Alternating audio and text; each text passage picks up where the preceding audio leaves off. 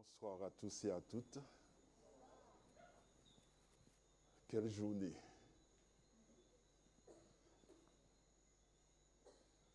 Ce soir, je vais vous demander d'être patient à mon égard parce que ça fait 2 jours qu'on n'a pas mangé.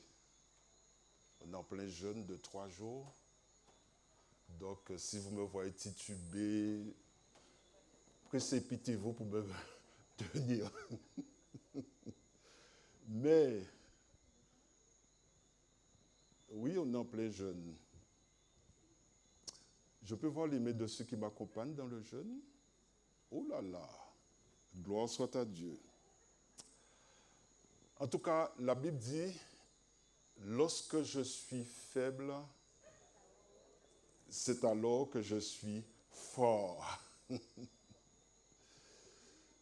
Lorsque je suis faible, c'est alors que je suis fort. C'est maintenant que nous sommes forts en Jésus, dans notre faiblesse. Amen. La beauté de la faiblesse ne réside pas dans la faiblesse elle-même, mais dans la façon dont la puissance de Dieu brille à travers elle. Par conséquent, Paul pouvait se considérer comme fort, même dans la faiblesse. Et lorsque tu te sens faible, tu permets, tu autorises Dieu à entrer dans ta vie. Nos limites nous rappellent notre finitude, ce qui nous conduit à Dieu. Il est remarquable de constater que sa force rayonne à travers nos faiblesses. Quand tu vis cet état de faiblesse et que tu vois Dieu intervenir et agir à ce moment précis, oh, c'est extraordinaire. Ce matin, j'ai reçu la méditation du pasteur Claudie Rittel. Vous savez, il envoie une méditation et voilà ce qu'il dit. Le texte de base était 1 Corinthiens chapitre 4 et le verset 20. Le texte dit, car le royaume de Dieu ne consiste pas en paroles. Le royaume de Dieu ne consiste pas en paroles, mais en puissance. L'heure est arrivée pour nous qu'arrêter de parler. On arrête de parler. Maintenant, la puissance de Dieu à l'œuvre dans notre vie. La puissance de Dieu à l'œuvre dans notre vie. Nous avons beaucoup de mots, beaucoup de paroles, mais peu de puissance. Et le royaume de Dieu repose sur la puissance et l'action de Dieu, non sur des paroles, non sur des philosophies humaines, mais sur la puissance de Dieu. Et à travers tous les siècles, ce qui a dominé le monde et qui nous domine encore aujourd'hui, qu'on le veuille ou pas, c'est la puissance de Dieu. Les hommes peuvent dire ce qu'ils veulent, faire ce qu'ils veulent, mais c'est Dieu qui décide. L'Église parle beaucoup du Saint-Esprit. On parle du Saint-Esprit, mais nous manquons de puissance. Nous devons nous examiner nous-mêmes pour voir si nous avons reçu la puissance. As-tu reçu la puissance de Dieu? Comment tu fais pour gérer ta vie sans la puissance de Dieu? Comment tu fais? J'aime bien cette pensée. Le grand malheur de beaucoup de chrétiens, c'est qu'ils ont rencontré une religion, mais ils n'ont pas rencontré Dieu. Le grand malheur de beaucoup de chrétiens, ils ont rencontré la religion, ok, mais ils n'ont pas rencontré Dieu. As-tu rencontré Dieu? Tu ne peux pas rencontrer Dieu et rester tel que tu es. Impossible. Tu ne peux pas rencontrer Dieu et être dans la défaite. Impossible. Tu ne peux pas rencontrer Dieu et vivre ce que tu vis là maintenant. Non. Le Dieu que nous servons, c'est un Dieu puissant et tout-puissant. Tu ne peux réussir ta vie sans avoir rencontré Dieu. L'homme est parti dans l'échec parce qu'il s'est éloigné de Dieu. L'homme est parti dans la misère parce qu'il s'est éloigné de Dieu. L'homme est parti dans la maladie parce qu'il s'est écarté de Dieu. Rencontrer Dieu est le plus grand défi. Aïe, aïe, aïe. Rencontrer Dieu est le plus grand défi que l'humain puisse relever.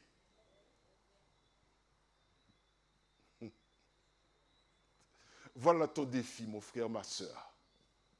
Voilà ton défi.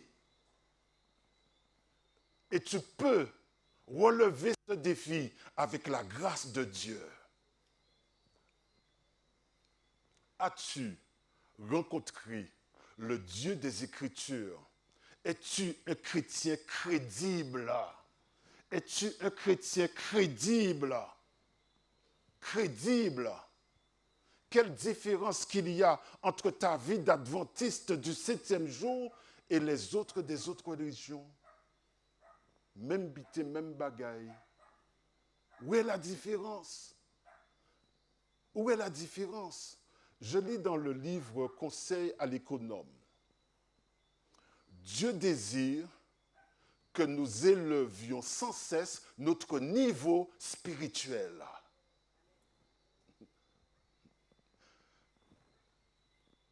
Ton niveau spirituel, ça veut dire que tu dois passer à un autre niveau, à un autre level, comme on dit, à un autre standard. Tu ne peux pas être là depuis des années et tu es au même niveau.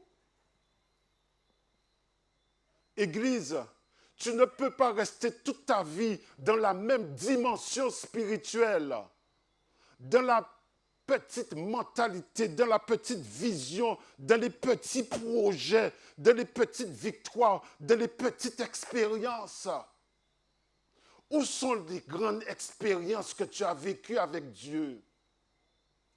Où sont les grandes victoires que tu mènes et que tu remportes avec Dieu? C'est vrai, tu remportes des petites victoires, oui, c'est bien. Mais il faut passer à un autre niveau. Un autre niveau, un autre standard. Chaque jour est un combat et une marche en avant. De tous côtés, nous sommes environnés d'ennemis invisibles devant lesquels ou bien nous remportons la victoire par la grâce que Dieu nous accorde, ou bien nous sommes vaincus. Je ne sais pas si tu as bien compris, mon frère. Ou bien nous remportons la victoire par la grâce de Dieu que Dieu nous accorde, ou bien nous sommes vaincus. Es-tu dans la victoire?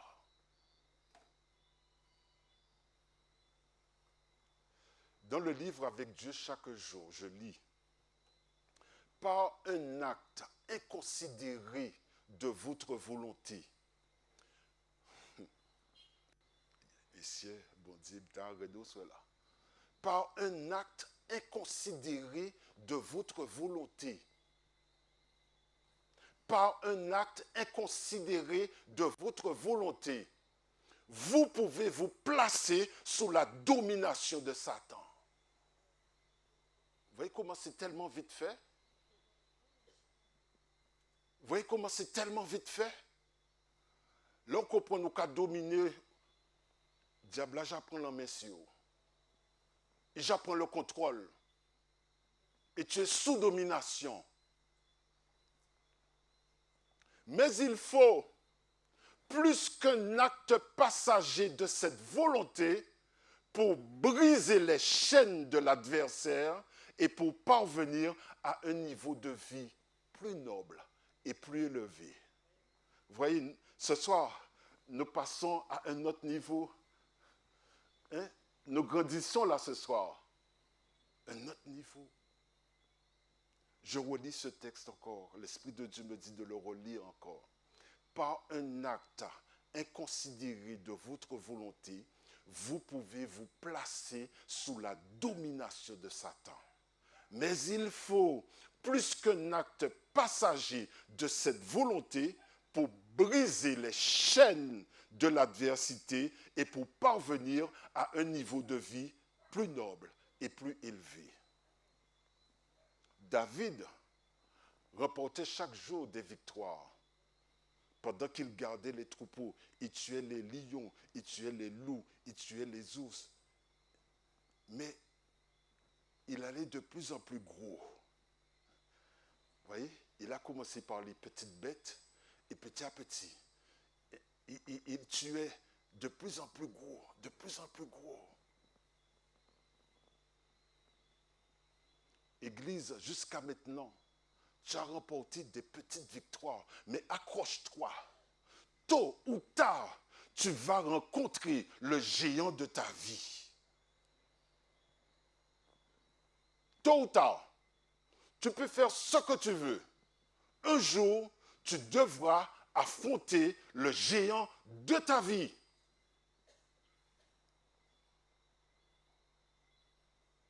Es-tu prêt? Lui, il est déjà prêt. Lui, il est aguerri. Lui, il a déjà tout mis en place. Es-tu prêt? Ce géant de Goliath va te défier.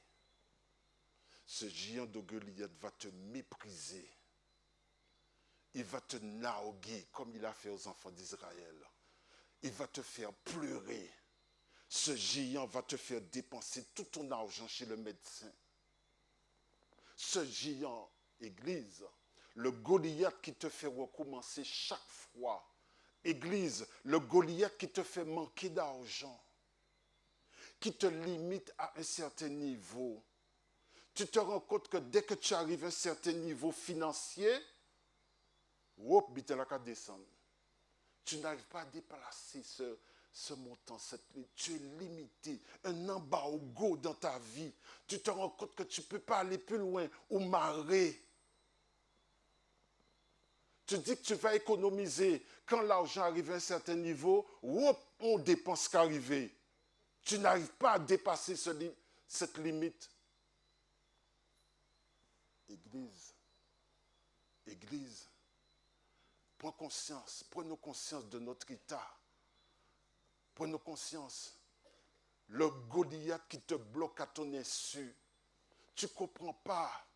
Tu ne comprends pas. Tu travailles. L'argent là, qu'une fille dans mes yeux. Où sont-ils touchés?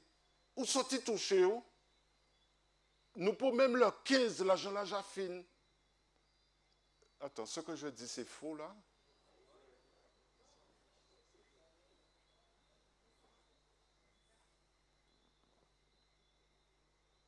Le Goliath qui te fait tourner en rond pendant des années. Tu tournes en rond, tu tournes en rond, tu tournes en rond. Ça n'avance pas. Église, le Goliath qui te fait recommencer chaque fois.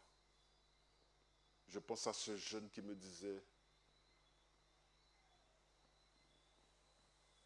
il va à l'examen, il se prépare. Il se prépare. Ses parents lui ont payé un accompagnement pour se préparer pour l'examen. Le professeur de lui dire, si tu réussis à cet examen, il y a un problème. Et voilà qu'il échoue lamentablement. Il échoue lamentablement. Que se passe-t-il? Ce soir, nous sommes dans la réalité de la vie, dans le concret, dans le palpable, dans ce que nous vivons, mais que nous devons refuser au nom de Jésus.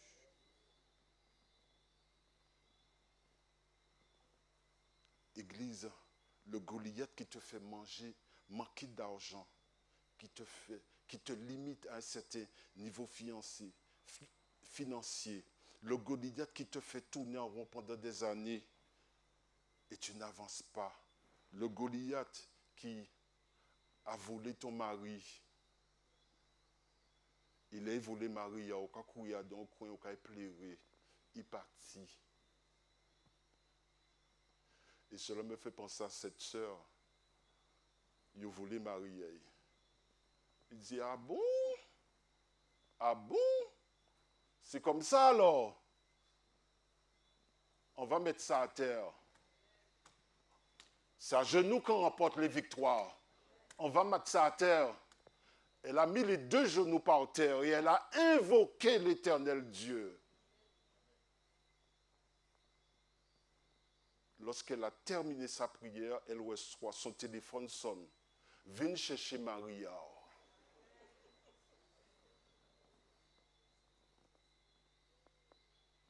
Viens chercher Maria.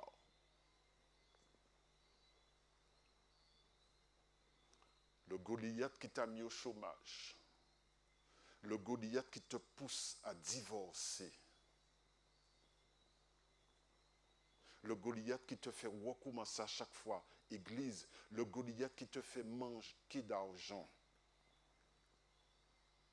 Le Goliath qui te fait courir d'église en église. Le Goliath qui te persécute à ton travail, qui te persécute même à l'église. Même à l'église. Tu te vois rejeté. Tu te vois mis à part. Tu te vois méprisé, insulté à l'église, dans la maison de Dieu.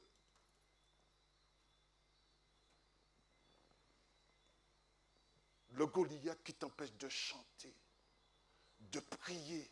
On n'a pas même envie de prier. On n'a pas même envie de chanter. On n'a pas même envie de louer l'Éternel. Le cœur est gros. Le réfrigérateur est vide. Le compte en banque est à zéro. Ou on veut chanter? Ou on veut chanter l'Éternel? Mais c'est à ce moment-là, il faut mettre au cas chanter. Je loue ton nom éternel. Eh oui, c'est à ce moment-là qu'il faut chanter l'Éternel Dieu.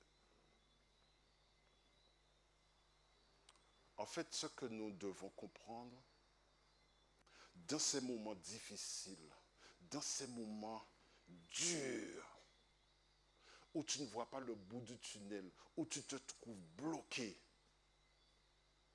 il y a une chose que tu dois apprendre à faire. Hello, il y a une chose que tu dois apprendre à faire.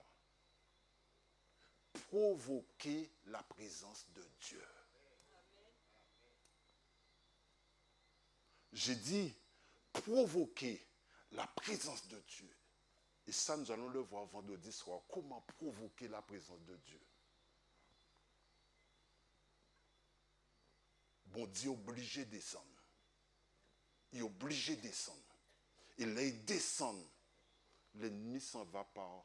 S'il vient par un chemin, il s'enfuit par 7 chemins. C'est maintenant l'heure de parler à ton Goliath. Dis à ton Goliath ce soir, dis-lui, tu marches contre moi avec l'épée, la lance et le javelot, mais moi, et dis ton nom, moi, Jean Holder, je marche contre toi au nom de l'Éternel des armées. Amen. Je marche contre toi au nom de l'Éternel des armées. Je comprends, vous avez jeûné, vous n'avez pas de force. Oui, vous avez jeûné, moi aussi. Église, ton Goliath doit tomber ce soir. La maladie là qui te fait peur, la maladie là qui te menace, la maladie là qui te... Au nom de Jésus, il faut disparaître, au nom de Jésus. Comment mon corps est le temple du Saint-Esprit et comment le Saint-Esprit peut cohabiter avec un cancer, peut cohabiter avec ces maladies? Non, je refuse. Mes frères, où vous avez jeûné, j'oublie ça. Le texte nous dit, ce ne sera ni par la puissance, ni par la force, mais par mon esprit, dit l'Éternel. Quelle que soit la chose, c'est par l'esprit de l'Éternel. Ce n'est pas par la puissance du médecin, ce n'est pas par la puissance du banquier, ce n'est pas par la... Non, c'est par la puissance de Dieu. J'aime bien cette pensée que vous pouvez lire à l'écran. Le Christ a donné son esprit comme une puissance. Une puissance divine, pas n'importe quelle puissance. Hein? Une puissance divine. Nous sommes dans le spirituel là. Et lorsque le divin rentre en action, la chair, le naturel, ne peut pas lutter contre le surnaturel. Le surnaturel divin. Non. Donc Christ a donné son esprit comme une puissance divine. Pourquoi faire? Pour lutter contre toute tendance au mal, héréditaire ou acquise, et pour marquer son Église de son propre caractère. Arrêtez de dire, c'est comme ça moi y est. C'est comme ça moi fait. C'est comme ça moi y est. Ton langage dit ce que tu as à l'intérieur. Ta manière de parler dit ce que l'état de ton âme.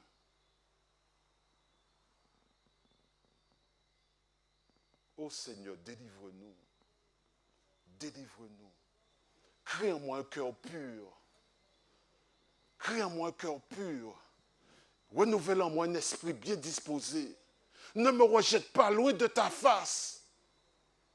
Et surtout, ne me retire pas ton Esprit Saint. J'ai besoin du Saint-Esprit. J'ai besoin du Saint-Esprit. Cette puissance, Dieu l'a promis, et je la veux. Le Dieu que nous servons, c'est un Dieu de victoire. Ce Dieu-là n'a jamais échoué. Dieu ne connaît pas l'échec. L'échec n'est pas dans le vocabulaire de Dieu. L'heure est arrivée pour nous d'enlever de notre vocabulaire le doute. Est-ce que, oui mais, il n'y a pas de oui mais. Dieu a dit qu'il fera, il le fera.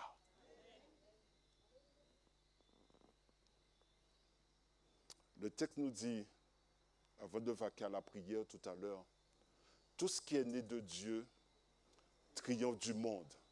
Et la victoire qui triomphe du monde, c'est notre foi.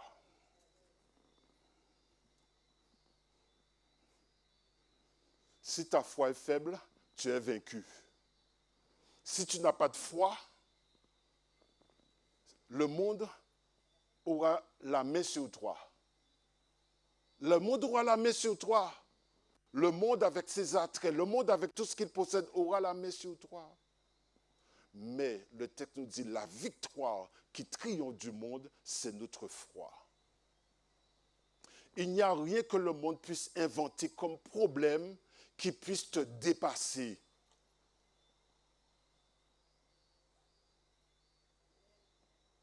Rien. Alors parfois nous nous disons, mais qui gens qui est sorti d'un problème là ça? Au là qui prend l'argent pour payer ça? Qui gens qui fait? Nos pensées sont limitées. Nous ne voyons pas comment faire, mais Dieu sait comment il va faire. Et il le fera. Parce que tout ce qui est né de Dieu, je dis bien né de Dieu, triomphe du monde. Et la victoire qui triomphe du monde, c'est notre foi. J'aime bien Éphésiens 1er, verset 4. En lui, Dieu nous a élus avant la fondation du monde. Dieu nous a élus. Tu es élu. Tu es choisi, mon frère. Tu n'es pas n'importe qui. Tu es élu. Tu devrais le dire à haute voix. Je suis élu. Je suis un élu de Dieu. Je suis choisi par Dieu. Je suis mis à part par Dieu. Pour mes bon Dieu, qu'a fait un bon force là. Oh, oh, gloire à Dieu. Oh, j'ai commencé gaga là, et avec toute force là, Kavin. Au nom de Jésus, amen. Amen. En lui, Dieu nous a élus avant la fondation du monde pour que nous soyons saints et irrépréhensibles devant lui, nous ayant prédestinés dans son amour à être ses enfants. Ses enfants d'adoption par Jésus-Christ, selon le bon plaisir de sa volonté. Dieu ne peut pas t'adopter, t'appeler son enfant pour te donner d'expérimenter la défaite. Aïe, aïe, aïe. J'ai dit, Dieu ne peut pas t'appeler ton enfant, son enfant, pour que tu puisses expérimenter la défaite. Au nom de Jésus, ce soir, Jésus de Nazareth, ce soir, nous passons à une autre dimension. Soulier-là, au nom de Jésus. Voici là au besoin là, bon Dieu, au nom de Jésus. Quasi là au besoin là, bon Dieu, au clé là, mais au nom de Jésus, rien n'est impossible à notre Dieu. Seulement Dieu nous demande de faire l'acte de foi. L'acte de foi. Et tout à l'heure, vous allez faire votre acte de foi. La boîte à prière est déjà là. La petite feuille, marquez dessus. Marquez vos besoins. Marquez. Tu as besoin d'un fiancé, d'une copine. Écris-le. Dieu va te le donner. Il n'y a rien que Dieu ne donne pas.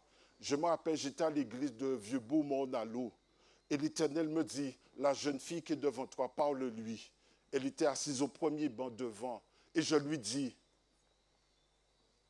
tu te maries l'année prochaine. Tout le monde a regardé moi. Mais j'ai un problème là. Lorsque le culte a pris fin, elle vient me voir et elle me dit, frère, tu t'es trompé, c'est pas moi. Tu t'es trompé parce que je n'ai pas de copain. Donc je ne vois pas comment je peux me marier l'année prochaine et que je n'ai pas de copain. Je dis, sœur, je t'ai dit ce que Dieu m'a dit de te dire. Alors maintenant, règle ton problème avec Dieu. Mais moi, j'ai fait ma part. Et quelque temps après, je reçois un appel téléphonique. Frère Holder, je t'ai choisi pour être le témoin de mon mariage. Tant pis pour toi qui as prophétisé. Tu as prophétisé sur mon mariage, mais tu seras mon témoin. Et elle a été mariée au nom de Jésus. Je me rappelle encore cette jeune.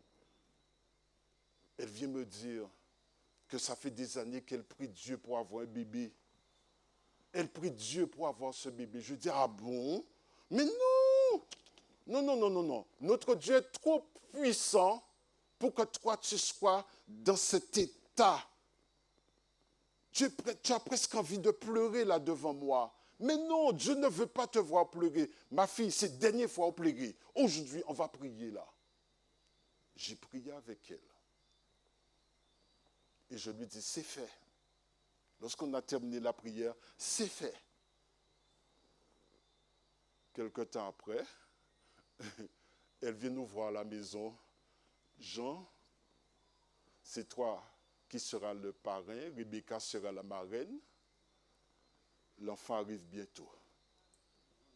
Et cet enfant est né, et le deuxième prénom, c'est Jean.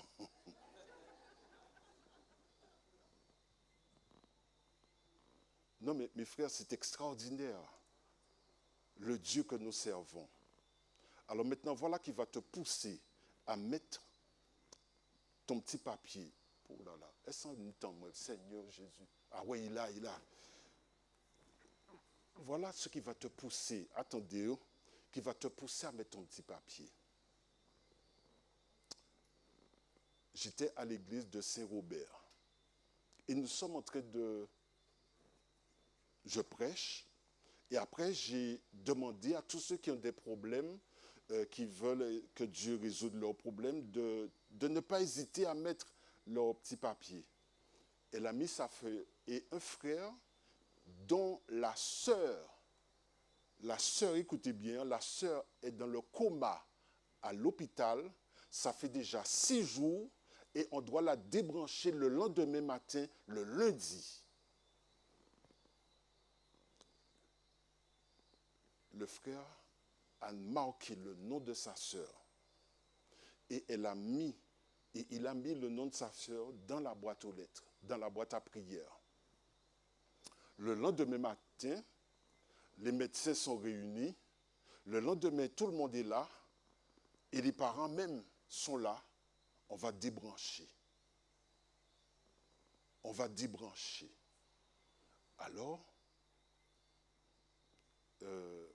lorsqu'on a dit qu'on va débrancher, le médecin s'apprête, il a déjà prévenu tout le monde, s'apprête à débrancher la dame. Et juste au moment où il allait débrancher, la dame s'est réveillée, a tenu sa main.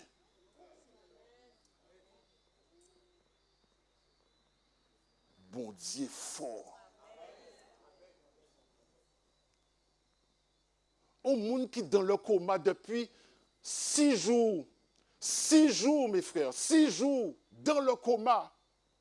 Les yokai débranché, il y a une levée, Kébé, mais un docteur, il dit non, ce n'est pas maintenant. Ce Dieu-là, je le respecte. Ce Dieu-là, je l'aime. Ce Dieu-là, il ne m'a jamais déçu. Ce Dieu-là, même s'ils a fait mêler parfois, Seigneur, pardon de douter quelquefois, mais nous sommes humains. Parfois, nous avons dit, mais bon Dieu, quand on attend, mais bon Dieu, ils n'ont plus gros bité bordéier. Aïe, aïe, aïe. Ils n'ont plus gros bité bordéier. Ton statut d'enfant de Dieu te donne la victoire. Ton statut d'enfant de Dieu te donne de l'audace. Il faut oser. Il faut oser. Ton statut d'enfant de Dieu efface toute peur dans ta vie. Ton statut d'enfant de Dieu te permet d'affronter tous les Goliaths de ta vie. Ton statut d'enfant de Dieu te permet d'affronter l'ennemi. Oui, de l'affronter. Ton statut d'enfant de Dieu te permet de te positionner pour Dieu. En dépit de tout ce que soit ça yo dit, ça c'est problème à yo, ou ça vont s'habiter, c'est bon Dieu à ou qu'à sa vie. Ton statut d'enfant de Dieu te permet de dire, arrière de moi, Satan.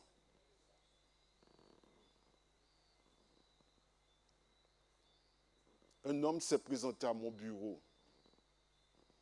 Il s'est présenté à mon bureau avec une valise. Je le regarde, je ne le connais pas. Et qu'est-ce qu'il a fait? Il a déposé, sans me parler, hein, il a déposé la valise sur le bureau, il a ouvert. Et qu'est-ce que je vois dans la valise? Des liasses, des billets, des billets, des billets. Il me dit, c'est pour vous. Kazoka il fait. Et vous savez ce qu'il m'a dit? Je sais que vous avez besoin d'argent en ce moment. Diable connaît tout bité en nous. Il a écouté nous parler. Il a écouté nous parler. Il a écouté nous tout ça nous a fait. Et les savent qu'on a besoin de il a coincé là. C'est là où besoin, ok. Et on a besoin d'argent. Sauter a dit, besoin l'argent, en cas où l'argent. Mais les barreaux l'argent là aussi. Il faut payer. Il faut payer. Et tu le paies très cher. Tu le paies très cher. Alors on dit non, ça ne m'intéresse pas. J'ai une fortune devant vous que vous ne voyez pas. Il me dit, quelle fortune. Moi, pas voir rien là. On dit, vous pas voir la Bible là? Voilà ma fortune. La parole de Dieu. Et frère, s'il faut vous raconter des expériences ce soir, on ne va pas en finir. Mais tout ce que je peux te dire, le Dieu que nous servons est puissant. Il arrive dans la vie que tu te trouves dans des situations impensables, devant des murs humainement imprenables. Et c'est le moment maintenant de gérer ta vie. Gestion chrétienne de la vie, de gérer ta vie. Et c'est peut-être ton cas ce soir, mais voilà qui va te booster. Psaume 68, verset 2. Oh là là. Dieu se lève et ses ennemis se dispersent. Et ses adversaires fuient devant sa face. Les méchants disparaissent devant Dieu, mais les justes se réjouissent et ils triomphent devant Dieu. Amen. Amen. Portez vos papiers. Portez vos papiers. Oui, déposez.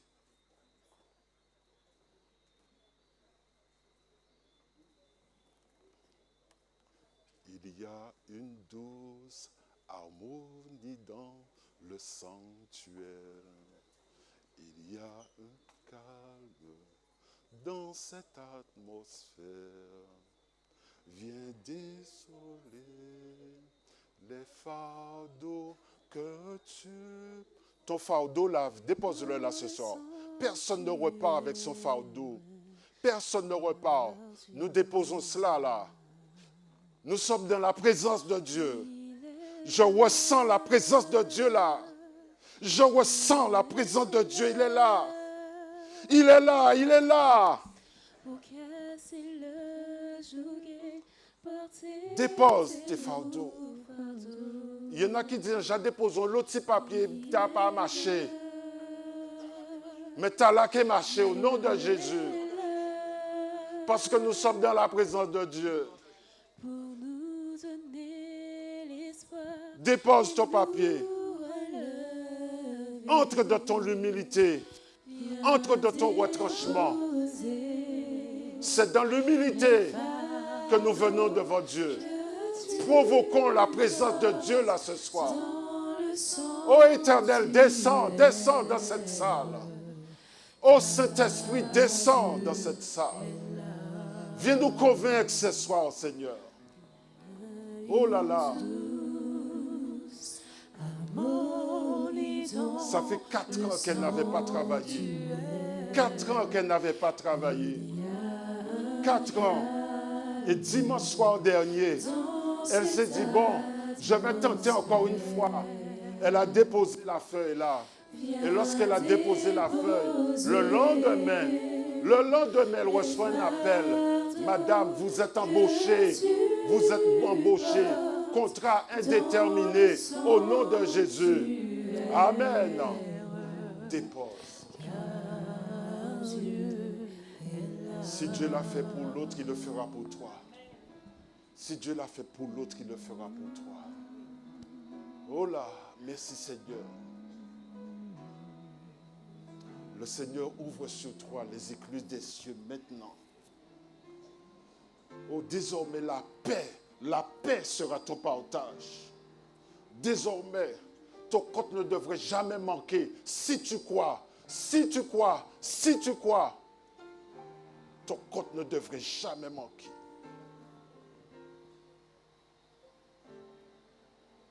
Que l'Éternel renouvelle tes cellules.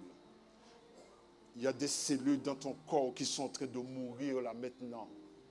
Mais avant docteur Dieu, qui bitait, au nom de Jésus, renouvellement des cellules. Renouvellement des cellules au nom de Jésus. Éternel Dieu.